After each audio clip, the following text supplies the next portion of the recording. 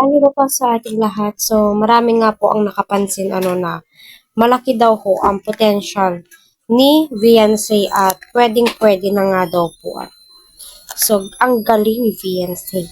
Kayang-kaya niya nga pong makipagsabayan sa ano. So, hello po Team Red Sea.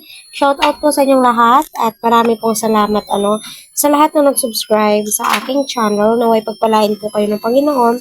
Naway patuloy po natin suportahan si Kalinga Prab, Kuya Val at ang buong team. Please huwag po natin skip ang kanilang ads para sa ganun ay marami pa pong kababayan po natin ang kanilang matulungan and syempre ang kanilang malingat. So, nakakatuwang isipin hindi lamang po pang kalingap serye yung kaya nila. Yan.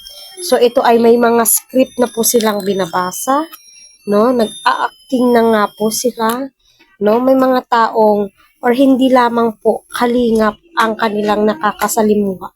Marami na po, no? ALM po, So, nakakatuwa at ang galing nilang lahat. Mapapasana all ka na lamang po talaga sa kanila din. Kita din po natin yung suporta ni Kalinga Prab sa kanyang mga key angels. So, dyan mo po mapapatunayan na good example po si Kalinga Prab and si Mrs. Jack sa kanilang mga beneficiary. Yung pagmamahal po nila, di ba? Kilay bonding na po nila ito, di ba? Kaya panuorin po natin ang When I Met Her. So correct me if I'm wrong na lamang po sa title. So dito nga po ay mapapansin mo na grabe ang galing nila, no? Ang galing po talaga nilang umakting, no? Lalong-lalo na po si Kalinga Prab, di ba?